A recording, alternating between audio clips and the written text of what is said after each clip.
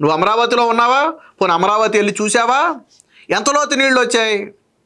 హైదరాబాద్లో వరదలు వచ్చి కొట్టుకుపోయింది, ఎవరో మాట్లాడాల. బెంగళూరులో వరదలు వచ్చాయి, దాని గురించి ఎవరో మాట్లాడాల. అమరావతిలో వరదలు రాలా, కానీ దాని గురించే మనం మాట్లాడతాం.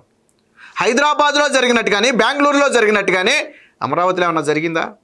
పోనీ జగన్మోహన్ రెడ్డి గత 5 ఏళ్లలో ఎన్ని పులస చేపలు పట్టుకుని వండుకు తిన్నాడు? నేను స్ట్రైట్గా కేతిరెడ్డిని అడుగుతున్నా. అమరావతిలో జగన్మోహన్ రెడ్డి గత 5 ఏళ్లలో అమరావతి ఉంది కదా, జగన్మోహన్ రెడ్డి డెవలప్ చేసినా చెయ్యకపోయినా అమరావతి అక్కడే ఉంది కదా.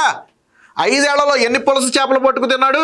నీ ఇంటికి ఎన్నిసార్లు పులస చేప కూర వండి పంపాడు నీకు కేతిరెడ్డిని అడుగుతున్నా, ఎన్నిసార్లు పులస చేప వండి పంపాడు నీ ఇంటికి?